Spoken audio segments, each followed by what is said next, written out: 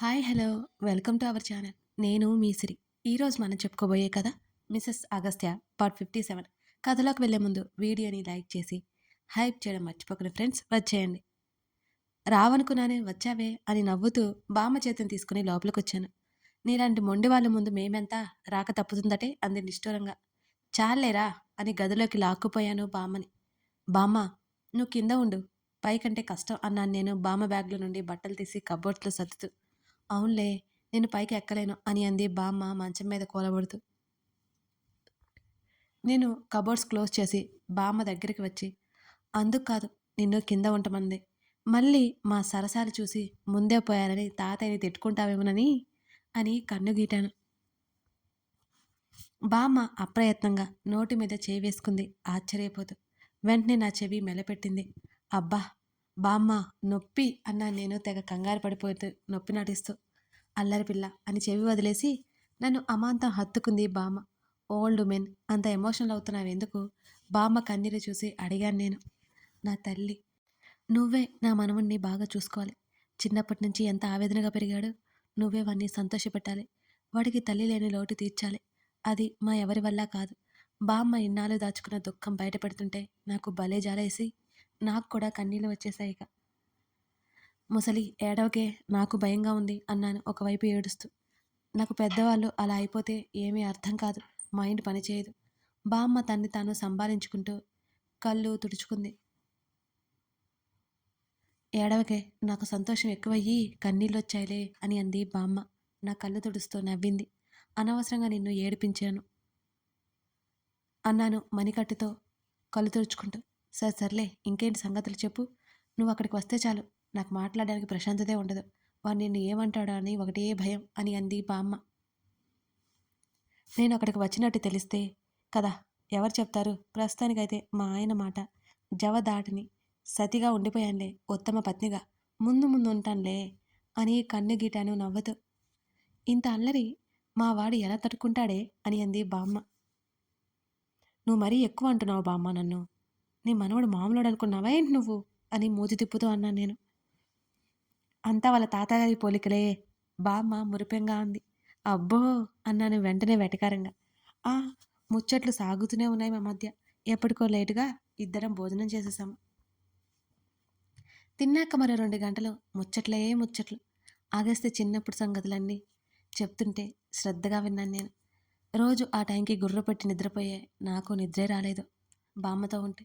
బామ్మని rest తీసుకోమని గదిలోకి పంపించి నా గదిలోకి తిరిగి వచ్చేసానిక. అప్పటికే 3 గంటలు దాటిపోయింది. అగస్త్యకి కాల్ చేశాను, లిఫ్ట్ చేయలేదు. రెండోసారి నేను చేయలేదు. తను మామూలుగా ఉంటే నేను మొదటిసారి కాల్ చేసినప్పుడే లిఫ్ట్ చేస్తాడు. ఏదో పనిలో ఉంటే తప్పక. తను ఫోన్ పట్టించుకోడు. చూసిన వెంటనే నాకు తప్పకుండా కాల్ చేస్తాడు. అప్పటికి చాలా టైం అయిపోయింది. మళ్ళీ నిద్రపోతే రాత్రి నిద్ర రాదేమని భయపడి ప్రేమ కహాని ఓ నవల చదువుకుంటూ కూర్చున్నా. అందులో హీరోయిన్ కష్టాలు చూసి నా కళ్ళల్లో కూడా నీళ్లు వచ్చాయి. నేను ముక్కు చీదుకుంటుండగానే వచ్చాడు అగస్త్య. తను వచ్చిన సంగతి కూడా నేను గమనించుకోలేదు. పుస్తకంలోకి తలదూర్చి ఉన్నాను మా ఫేవరెట్ ప్లేస్లో కూర్చొని. మరోవైపు టిష్యూలు అయిపోతూనే ఉన్నాయి నా ముక్కు చీది చీది.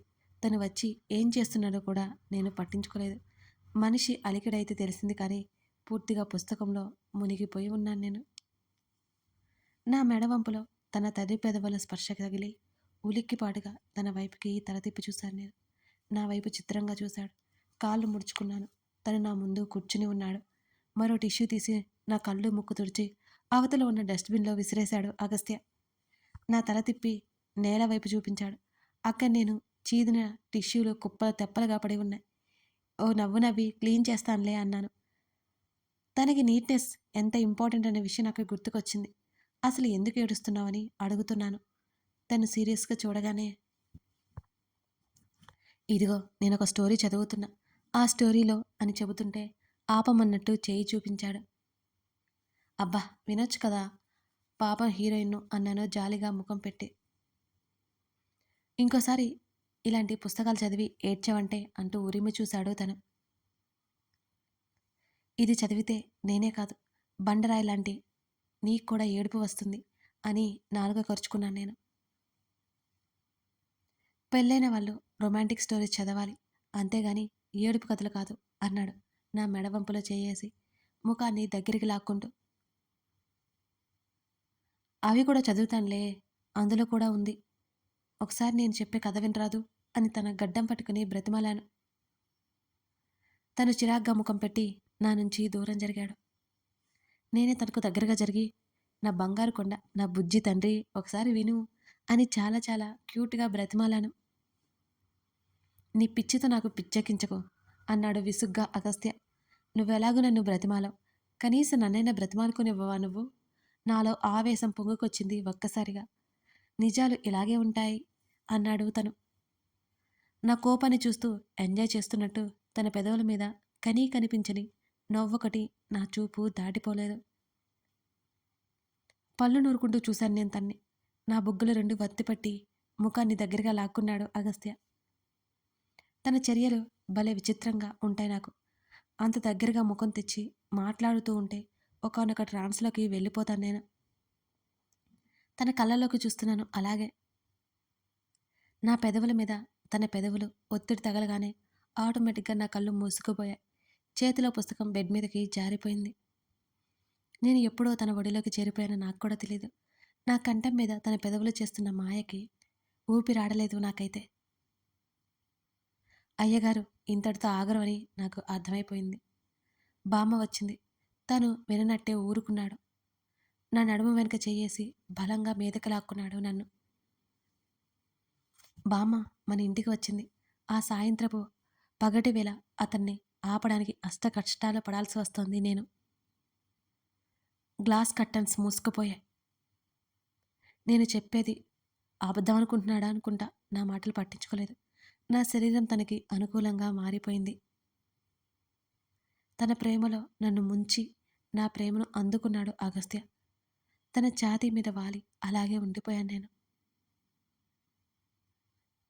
కళ్ళు నిద్రపోవని బలవంతం చేస్తున్నాయి. మనసు మెదడు తేలికైపోయాయి. శరీరం వింత భావాన్ని కలిగించింది. తన చెయ్యి నా వెన్ను మీద తేలి ఆడుతోంది. అనుకున్నది సాధిస్తావుగా అలాగే కళ్ళు మూసుకుని చెప్పాను. నా తల మీద ముద్దు పెట్టుకున్నాడు అగస్త్య. తన సన్నటి నవ్వు శబ్దం నాకు వినిపించింది. టైం చూడు ఎంతైపోయిందో అన్నాను కళ్ళు తెరిచి కోపంగా చూస్తూ. తన చేతులు మరోసారి మాయ చేస్తుంటే అక్కడి నుంచి తుర్రుమని పారిపోయాను నేను. నువ్వేంటి ఇంకా ఇక్కడే ఉన్నావు? బామ్మ వచ్చింది అని చెప్తుంటే నా మాటలకి నా వైపు ఆశ్చర్యంగా చూశాడు. నిజంగానే నానమ్మ వచ్చిందా? అదే ఆశ్చర్యంతో అడిగాడు. అంటే నువ్వు నా మాటలు నమ్మలేదు అని నేను గుర్రుగా చూశాను. లేదన్నట్టు అడ్డంగా తల ఊపి, నువ్వు చెప్పే మాటల్లో సగం అబద్ధాలే ఉంటాయి. ఇంకా ఎక్కడ నమ్మమంటావు నన్ను అంటూ లేచి టీషర్టు తగిలించుకున్నాడు. నాకు బాగా కోపం వచ్చి కొరకడం కొట్టడం ఏదో ఒకటి చేయాలనిపించింది. కానీ ఏమీ చేయలేక ఊరుకున్నాను. మూతి మాత్రం పక్కకు తిప్పుకున్నాను నేను. నా జుట్టు ముడిపెట్టుకుని తనతో పాటు కిందకు వచ్చాను. అప్పటికే బామ్మ హాల్లో సోఫాలో కూర్చొని పుస్తకాన్ని తిరగేస్తోంది. నానమ్మ ఆశ్చర్యంగా బామ్మని చూస్తూ తన దగ్గరికి వెళ్ళాడు నా పతిదేవుడు. కింద కూర్చొని బామ్మ ఒడిలో చేతులు పెట్టి ఎలా ఉన్నావు నానమ్మ ఎంతో మృదువుగా అడిగాడు. అగస్త్య తల మీద చేయి వేసి నిమురుతూ కన్నీళ్లు పెట్టుకుంది బామ్మ. చాలా బాగున్నాను నాన్న అని అంది చిరునవ్వుతో. బామ్మ ఒడిలో తల పెట్టుకుని ఉంటే బామ్మ తల నిమురుతోంది. ఈ సెంటి సీన్ చూడ్డం మన వల్ల కాదు, ఇక ఆపండి అని కిచెన్లోకి వెళ్ళాను నేను. బామ్మ అగస్త్య మాట్లాడుకుంటున్నారు. నా స్వహస్తాలతో కాఫీ కలిపి ఇద్దరికీ తీసుకువెళ్ళాను నేను. ఇద్దరికీ చెరొక కప్ అందించి నేను అందుకున్నాను మరొకటి. అగస్త్య నా వైపు అనుమానంగా చూశాడు. నేను ముఖం చిన్నబుచ్చుకున్నాను. తను నవ్వి కాఫీ సిప్ చేశాడు. ఇద్దరు గప్చుప్గా తాగేశారంటే నా కాఫీ బాగానే ఉందని నేను అనుకున్నాను. అమ్మయ్యా పర్లేదులే. నేను ఆ కాఫీ నోట్లో పోసుకున్నా. అబ్బా ఎంత బాగుంది, నాకు కూడా కాఫీ పెట్టడం వచ్చేసిందోచ్. సంతోషం ఆపలేక పైకి అరిచాను. నా వైపు ఇద్దరు అదోలా చూశారు. ఓ వెర్రిన ఒకటి నవ్వి గప్చుప్గా కూర్చున్నాను నేను. నీ వయసుకి 10 మందికి వంట చేస్తాను నేను. నా వెనకే ఇద్దరు పిల్లల్ని పెట్టుకుని వాళ్ళని చూసుకుంటూ నా అత్తమావలకి వండి పెట్టేదాన్ని అని అంది బామ్మ. బామ్మ ముందు చతికిలపడి హాయిగా తల వెనక్కి వాల్చి కూర్చుని ఉన్నాడు నా పతిదేవ్. అబ్బో! చేశావులే.